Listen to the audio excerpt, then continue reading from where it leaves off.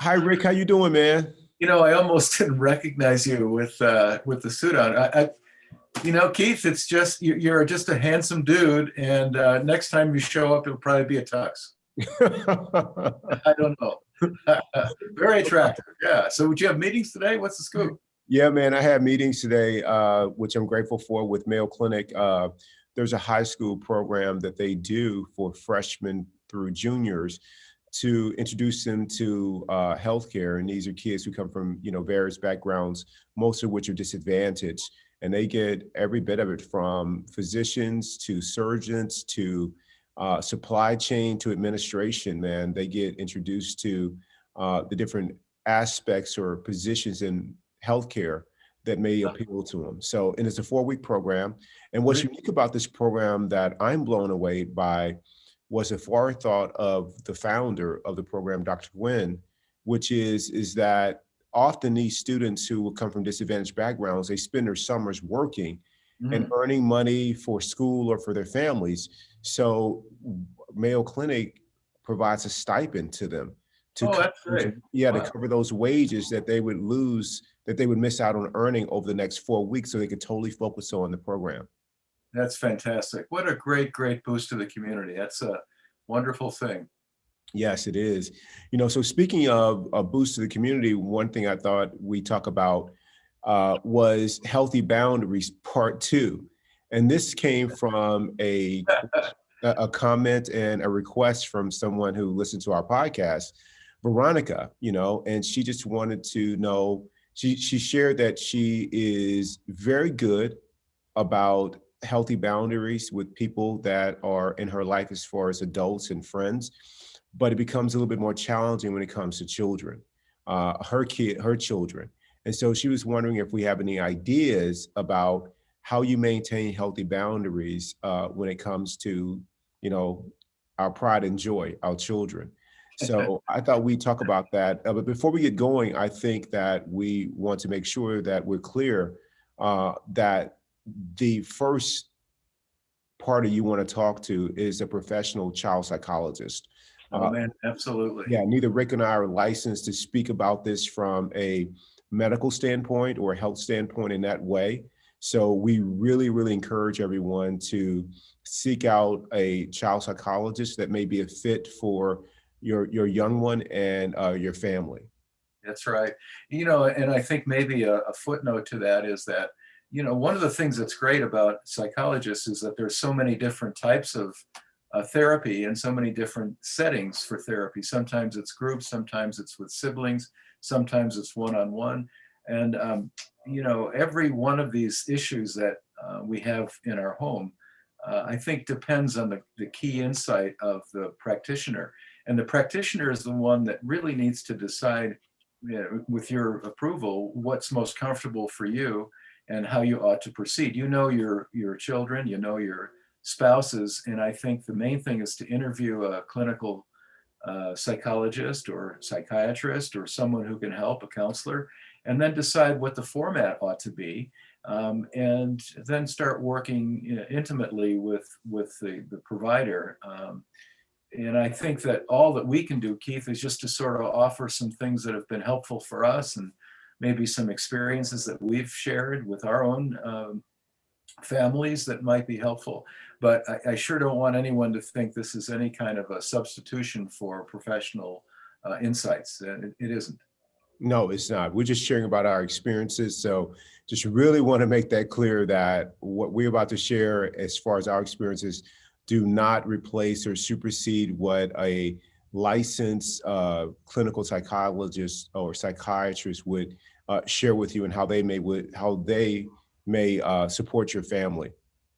Yeah. Well, with that said, I think one of the things that's important in terms of healthy boundaries is really thinking about what the big picture is. It's like, what do you want for yourself, and in this case, your children? And I'm a big believer, and you taught me this, Rick. We did a podcast a few months ago, and we were talking about, what the most important thing is. And I began the conversation with, practicing presence, being really clear about this moment. And you said, a prerequisite to that is to take care of yourself and your health first. And if you take care of your physical health, then it allows you to be open to practicing the other wellness, wellness tools, utilizing those. And I completely agree. So with that as the setup, I think it's incumbent on all of us Hmm. to really take care of ourselves, physically, mentally, emotionally, spiritually, because when we do that, we have a greater capacity to care for other people.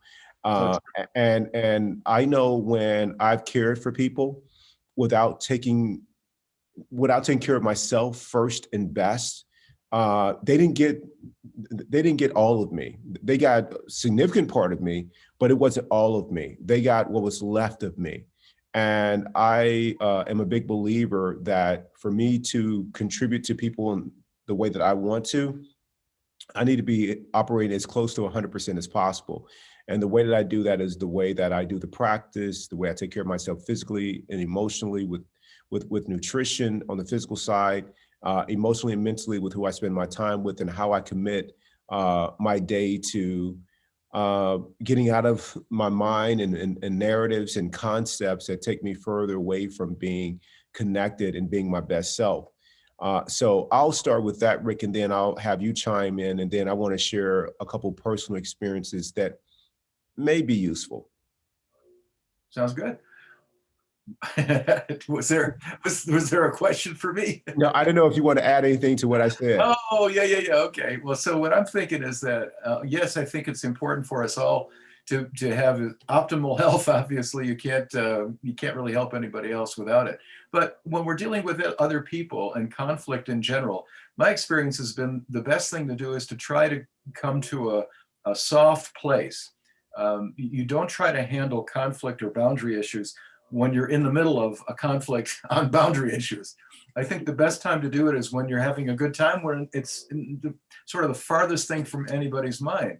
And the way that I used to raise it with my boy would be something like, let's say we're at a hockey game, or we're playing ball, playing catch in the weekend or something. And we finish, it feels good. We're in a good shape. We enjoy each other's company. And I might say something like, hey, Chris, you remember last week we were talking about blah, blah, blah.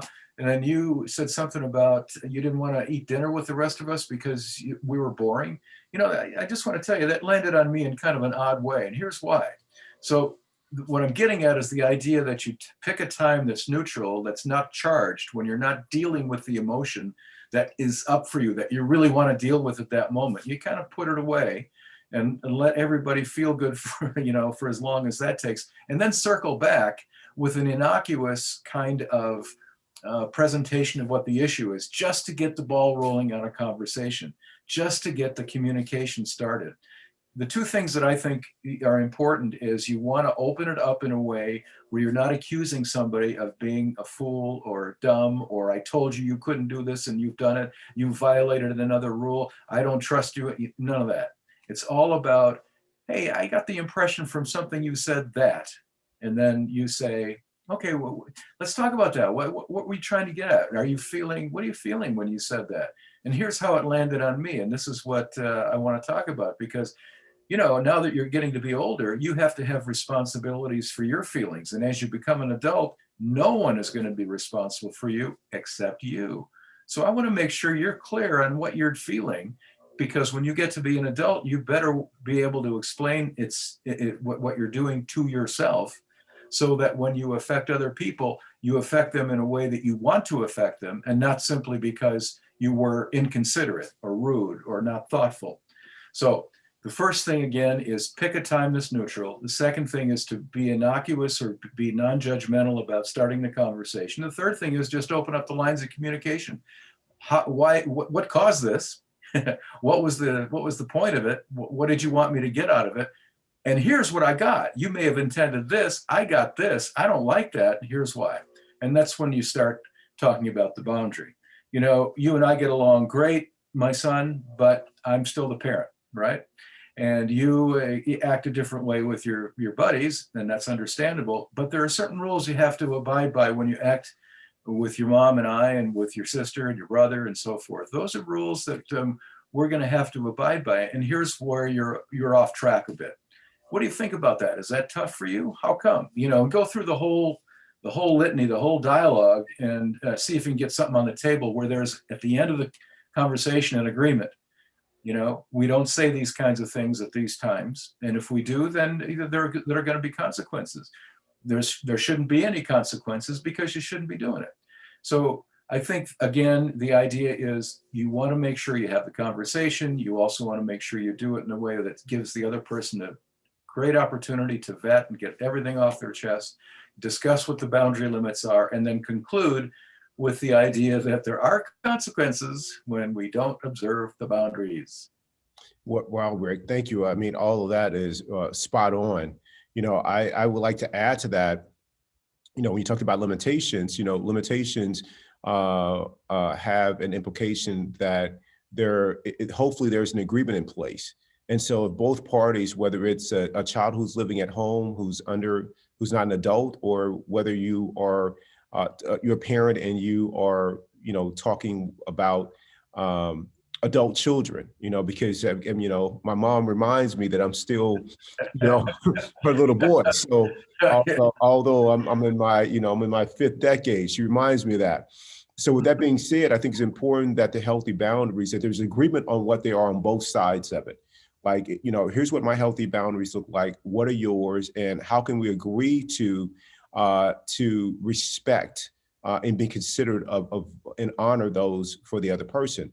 I think coming up with that agreement is key. What are you going to say, Rick? I was going to say, and when we get to the boundaries, remember our first session on this, we both agreed that the real importance of boundaries is that you're respecting the other person's core values. And that carries with it the respect that you have for yourself. So the idea is that there's all kinds of different ways of living life. And there are some things that are, not so great and some things that are really wonderful, but you have to make the choice of what those are. And when you're talking to your kids, I think that's the idea, that it's going to be a choice for them about what they want to do. Yeah, 100%. And I think for me, well, for parents out there that have, in this case, let's say adult children, everyone is adult coming to the table, and it could be a lot more challenging to establish those healthy boundaries, especially if they weren't in place while you were raising the kids. So, and then you say, hey, listen, we're going to set these up. It's a lot easier to do it when the child is very, very young. I mean, my mom established them when I was barely walking. So, that's all I knew. And so the boundaries were there all the time.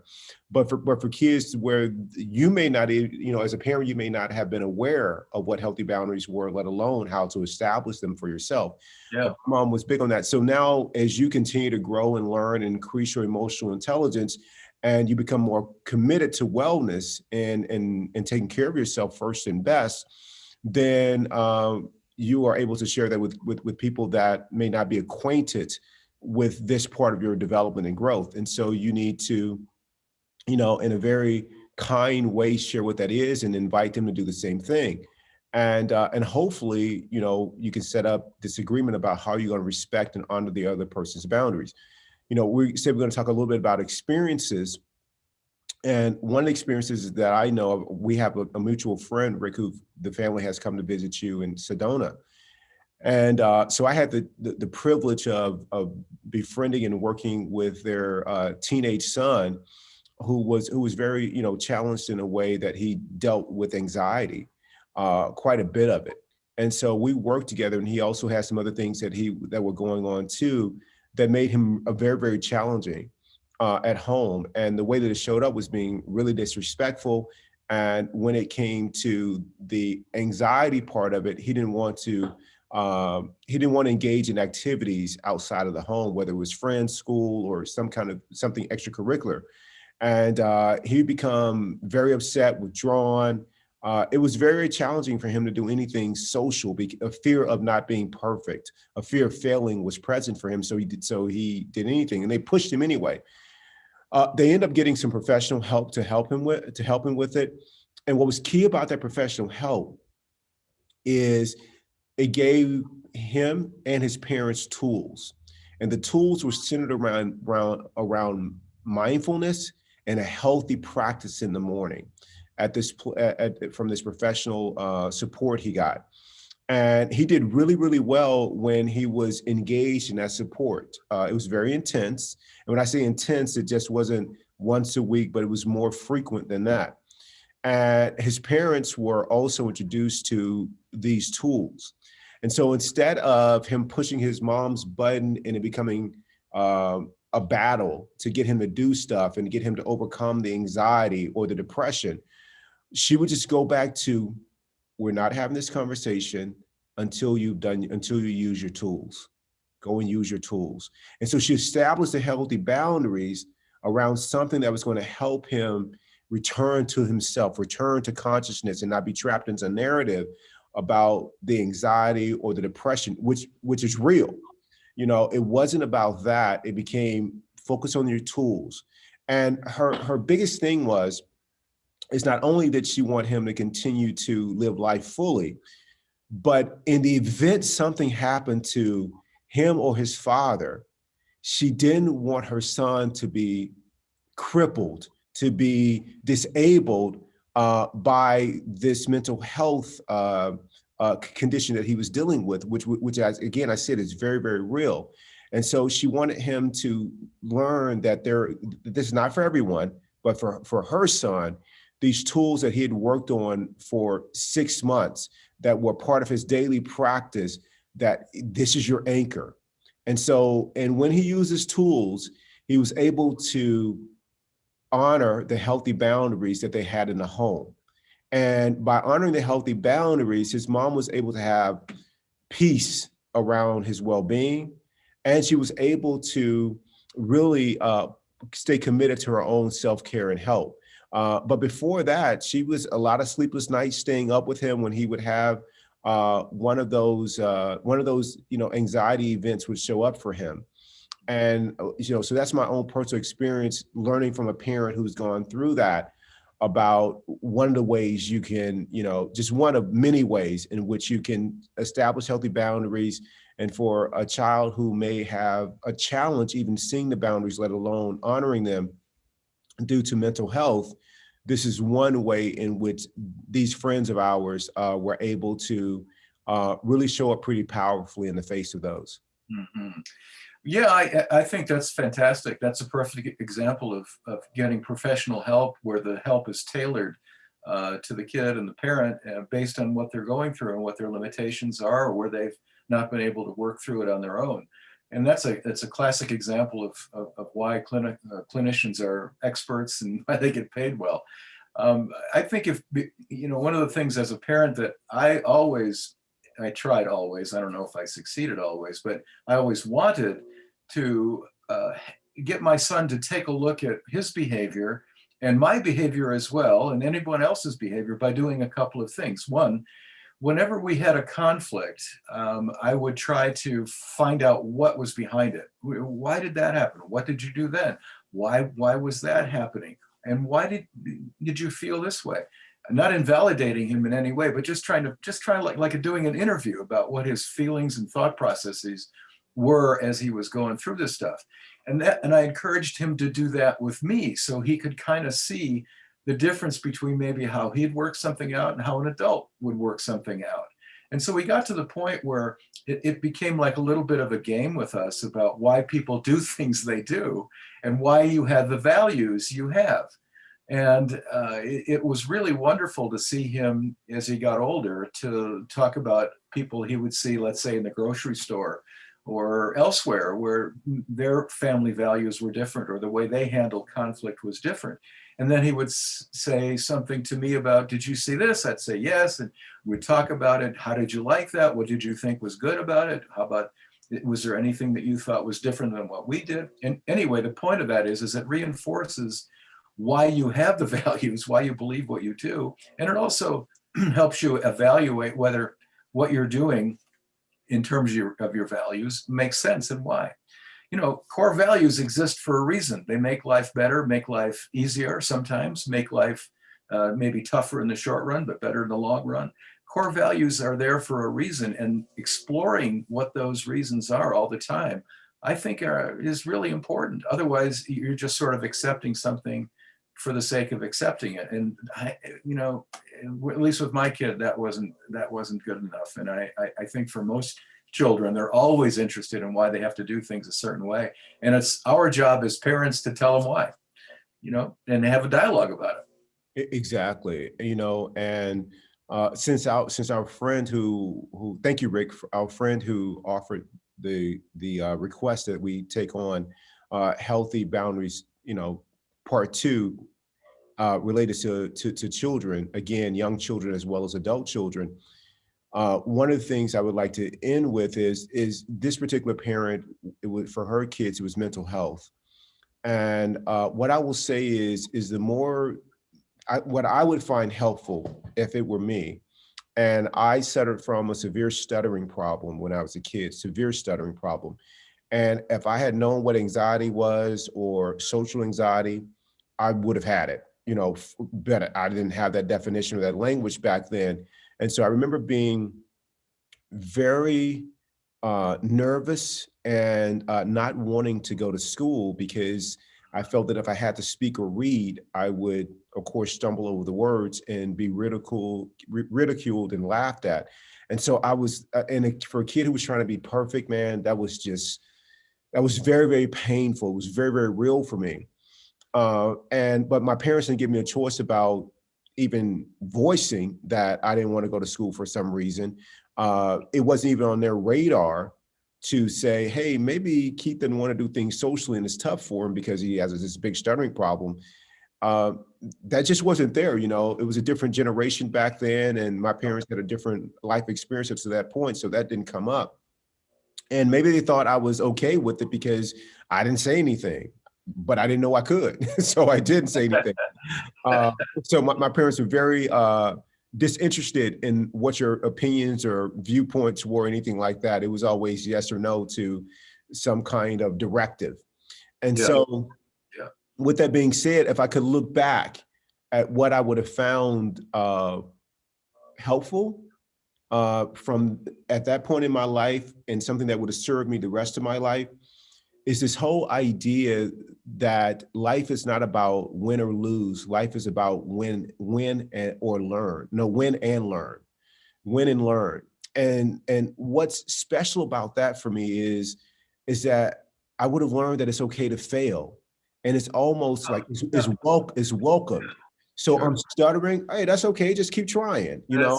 That's the way. Yeah. Oh, you know, you're afraid to go ask so-and-so for help or for a job. Don't worry. Let's just go practice. Let's not practice on this person. Let's go practice somewhere else. Let's make it fun. Let's do 3 times of those. Make all of it fun. You know what? Let's okay, you don't know how to write a resume for a job interview. No problem. I have a friend who has a company, and obviously you don't want to work there. But why don't we write the resume to them and get them to critique it or whatever? Make it a game, make it fun, but make it practice. And so for any kid that is dealing with anxiety or depression or something like that, that is really paralyzing them, what I would have liked back then was the opportunity to make life all about practice and just getting a little bit better, I think that would have been helpful. Oh, Keith, you have trouble stuttering, but you're going to need to be able to speak. Here's a dear friend of mine. You've been around them. You love them. You're very comfortable. Let's just practice, a little 5-minute interview with them. They're going to ask you questions and get comfortable stuttering in front of people and it being okay, and maybe you give me a very safe and comforting opening sentence. Hey, listen, I'm really interested in your job, but just so you know, I stutter a lot. And so I'm going to stutter, but in the face of this fear over stuttering, I know this is important for my personal growth because it's going to serve me the rest of my life, whether I conquer stuttering or not. So my request is that you kind of hear me out and give me just a little bit of grace because I'm trying to grow and develop, something like that would have been helpful for me. Powerful. That's powerful. Yeah, and that's a perfect example, Keith. That's really a beautiful thought. The idea that you concede, or that it's pretty mature though. It's a lot to expect of a kid to say, I'm suffering from stuttering and I need some help. I think that's a really tough thing for a kid to do. Yeah, it is tough. And so I think that's why you make it about the practice. Yeah, Yeah, you have them practice. Like, so for example, if I had a, if you had Chris and Chris suffered from stuttering, then you say, hey, listen, we're gonna go practice with my friend Keith. Keith that's is right. a great place to practice with. And then you start practicing in these safe environments and stuff like that. So, because again, it's really tough for a kid. You don't even have the language, even though that's an option. But as a parent or an adult, that's what I would have really appreciated. And tying in with that, that's a perfect example. It's, parents, you're in sort of an odd category because you're sort of like God and the authority figure, but you're also the caretaker and the love giver. And that's really those roles are a little, they're blended, but for a kid, it's a little difficult to show vulnerability to a parent sometimes, especially when they get to be teens and they're trying to find their own sea legs and how life works and what their own core values are. What you said about let's go to Keith and practice your stuttering or your speech so that you can get through the stuttering, that's a great example of involving another role model that the child may like that's different than the parent, and allowing that relationship to grow so he doesn't feel so judged perhaps, or she doesn't feel so not as pretty as mom, or not as capable and not as athletic as dad if it's a boy or a girl. My point is that if you can find another adult that might be willing to work through whatever that limitation is. Your thing was stuttering. When I was a kid, I was fat. I was unathletic, and I just I waddled around and ate a lot.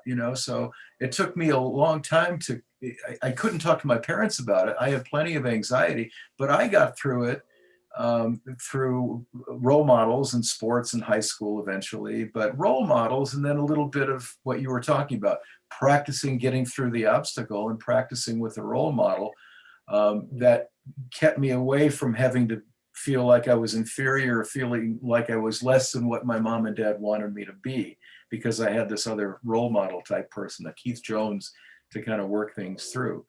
But getting back to how the boundaries work in that's another example of how a kid, you can use that as a teaching experience about the core value of sharing and helping each other get through something that's difficult. Everybody suffers. Everybody's bearing some cross. Everybody's bearing some difficulty, and you probably don't even know what it is. But the idea is that we're all in it together. And so the core value is helping others, and the core value is not being afraid to admit limitation and vulnerability, and to be willing to push through it, and not just simply be anxious and act out and do the things that we often do because we feel helpless, or we can't surmount this problem that seems to be so terribly great in our lives. Yeah, exactly, Rick. You said it all, man. And I think if we can, when the healthy boundaries and are something that we know that is beneficial to us and to others, I think, if we can establish those and remove the things that are in the way of having those with your children, I think it's going to be a win-win for everybody. It really is. So, Rick, thank you so much for a great show, man. I love you, and I'll see you soon. I see. Pretty soon this. I'm not wearing a mask, but pretty soon I'm going to have a normal human color. Okay. I'm hoping it'll be sooner than later. But Thanks for putting up with me out there. Sorry. But that's your practice. That's a practice, man. It's okay. It's totally cool. I'm glad I'm alive. Great. Thanks, Rick. I love you, buddy. I love you too.